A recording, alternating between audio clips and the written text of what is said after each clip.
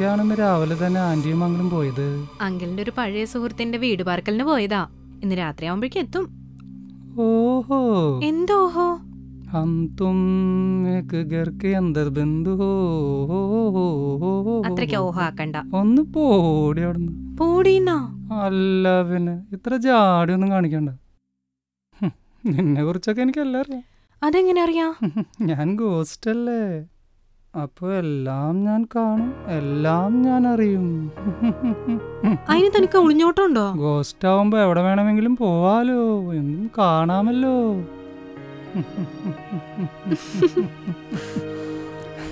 ഇനിയിപ്പോ നാണിക്കൊന്നും വേണ്ട.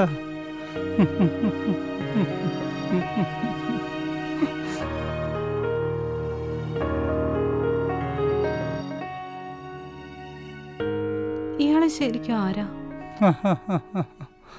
ശരിക്കും ഞാൻ ആരാണെന്നറിഞ്ഞാൽ താൻ എന്നെ വെറുക്കുമോ? ഒരിക്കലുമില്ല. ഓർമ്മ വെച്ച കാലം മുതൽ തന്തയും തള്ളയും ആരാണെന്നറിയാതെ തെരുവിൽ വളർന്നവൻ. ഒരിക്കൽ വിശപ്പ് മാറാൻ വേണ്ടി റൊട്ടി മോഷ്ടിച്ചതിന് നാട്ടിലെ മാന്യന്മാർ എന്നെ തൂണിൽ കെട്ടിയിട്ട് തല്ലി. അത്തരക്കാരോട് എനിക്ക് പുച്ഛമാണ്.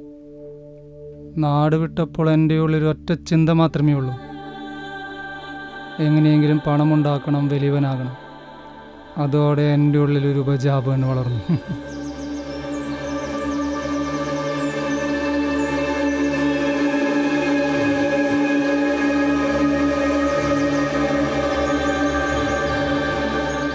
മുതലാളി, എൻ്റെ കാര്യം ഇതിന്ന് എന്തെങ്കിലും കിട്ടും നീ പ്രതീക്ഷിക്കേണ്ട എൻ്റെ ഗോപാല. നീ എനിക്ക് തരാനുള്ള പലിശയും കൂട്ടുപലിശയും കൂട്ടി അത്യാവശ്യം ഒരു തുകയായിട്ടുണ്ട്. അത് തന്നു തീർക്കും, അപ്പം ആലോചിക്കാം.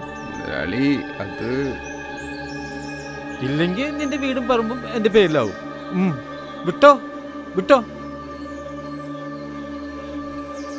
എന്തിനപ്പാ ഇങ്ങനെ പാവങ്ങൾ പിഴിഞ്ഞ് ജീവിക്കണേ? എന്തോ എൻ്റെ പുന്നാര മോനെ, അങ്ങനെ ഉണ്ടാക്കിയ പൈസ കൊണ്ടാടാ നീ ഇതുവരെ എത്തിയത്.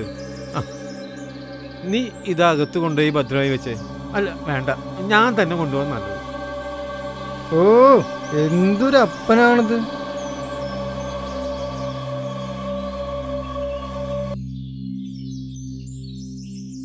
നിന്റെ ബിസിനസിന് അപ്പം പൈസ ഒന്നുമില്ലെന്നല്ലേ പരാതി? ആ അതെ. ഒരു വഴിയുണ്ട്. എന്ത് വഴി? നിന്റെ അപ്പം ഭദ്രമായി എടുത്തു വെച്ച തുക അത് അടിച്ചു മാറ്റുക. മോഷ്ടിക്കാനാ? മോഷണല്ല, നിന്റെ അപ്പന്റെ മോലല്ലേ നിനക്കൂടി അവകാശപ്പെട്ടത്. അതിലൊരു തെറ്റില്ല. തെറ്റില്ല അല്ലേ?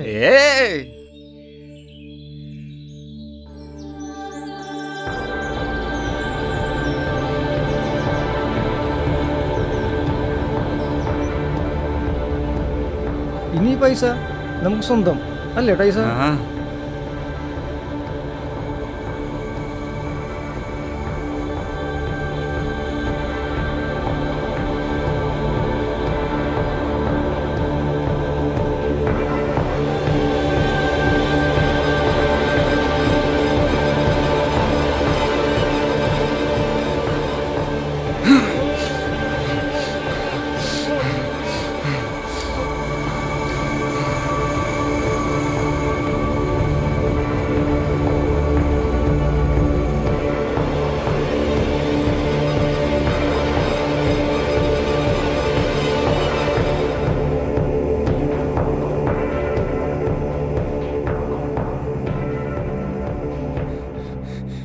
ഇനി പൈസ നമുക്ക് അവകാശപ്പെട്ടത്.